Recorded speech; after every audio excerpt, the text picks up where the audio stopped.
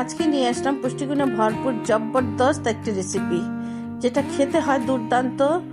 সেটা বিকেলে স্ন্যাক্স হিসেবেও খাওয়া যাবে, রাতে ডিনার হিসেবেও খেতে পারো তোমরা। খেতে হয় খুবই মজা, আর যারা ডায়েট করো তাদের জন্য তো এটা বেস্ট একটা অপশন। আজকে রান্না করে ফেলেছি আমি সয়াবড়ি।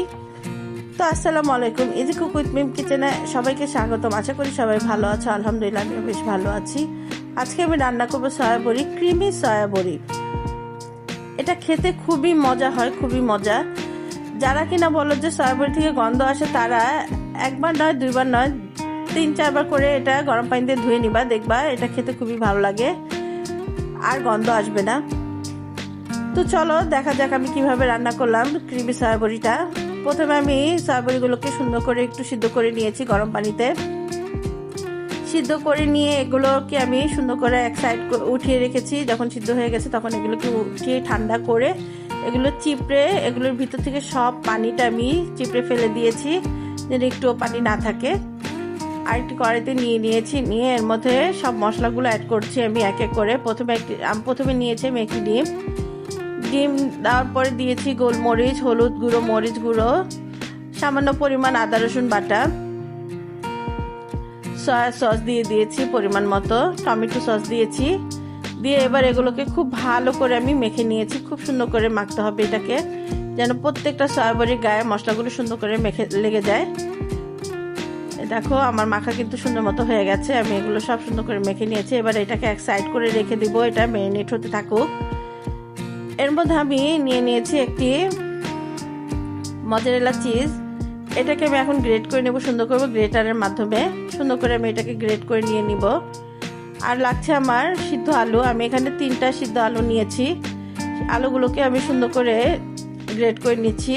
তোমরা চাইলে ম্যাশ করেও নিতে পারো, সমস্যা নাই, হাতেও ডলে নিতে পারো, কিন্তু এইভাবে গ্রেট করে নিলে এটা একটু দানা দানা থাকে, খেতে ভালো লাগে। এগুলোকে আমি এখন এক সাইডে রেখে চুলায় একটি ফ্রাই প্যান বসিয়ে দিয়েছি। এর মধ্যে আমি দিয়ে দিব 2 টেবিল চামচের মতো বাটার। বাটারটাকে দিয়ে বাটারটা আমি সুন্দর মতো গলিয়ে নিব। বাটারটা যখন গলে যাবে তখন আমি ম্যারিনেট করে রাখা সয়াবড়িগুলোকে এটার মধ্যে দিয়ে দিব সুন্দর করে। সবগুলো আমি সুন্দর করে ভেজে নিব। এটা একদম মুচমুচে ভাজবো না আমি, এটা হালকা সতে ভাজা দিব। এটা সতে করে নিব যেন খুব বেশি মুচমুচে না হয়ে যায়। এরপর এর মধ্যে আমার যখন এটা ভাজা হয়ে যাবে তখন এর মধ্যে আমি সামান্য পরিমাণ পানি দিয়ে দিব, 1/2 কাপের মতো পানি দিব, যেন সয়াবড়ির ভিতরে মশলাগুলো সুন্দর করে ঢুকে যায়। সয়াবড়ির গায়ের পানিটা যখন শুকিয়ে যাবে তখন এটাকে আমি এক পাশে রেখে দিব সুন্দর করে। দেখো আমার এটা কিন্তু সুন্দর মতো হয়ে গেছে। এটা এখন এক সাইডে রেখে চুলায় আরেকটি কড়াই বসিয়ে দিয়েছি। এর মধ্যে আমি 2 টেবিল চামচ আবার বাটার দিয়ে দিলাম। বাটারটাকে একটু গলিয়ে নিব। বাটারটা যখন গলে যাবে তখন আমি 1 মুঠো রসুন কুচি দিয়ে দিব।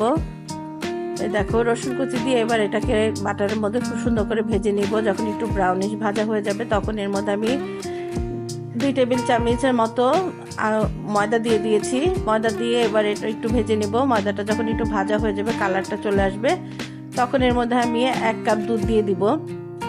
দুধটা দিয়ে খুব সুন্দর করে নাড়তে হবে, খুব তাড়াতাড়ি করে নাড়তে হবে, যেন দলা পেকে না যায়। দলা পেকে গেলে এটা কিন্তু সসটা সুন্দর হবে না।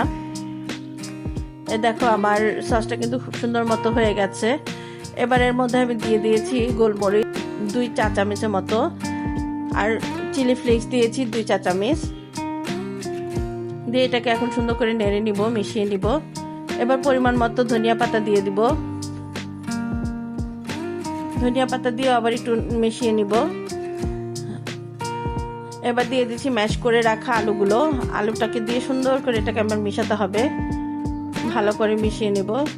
এই পর্যায়ে দেখতে যে এত লোভনীয় লাগছে, খেতে যে কি মজা হয়েছিল। এই আলুর ম্যাশটা এটাই এমনি খেতে খুবই মজা লাগে। এমনিতেই আমি অনেকটা খেয়ে নিয়েছিলাম, খুব ভালো লেগেছিল আমার কাছে। এই দেখো আমার এটা কিন্তু মিশানো হয়ে গেছে। আমি সাথে অর্ধেকটা চিজও দিয়ে দিয়েছিলাম, দিয়ে এটা ভালো করে মিশিয়ে নিয়েছি।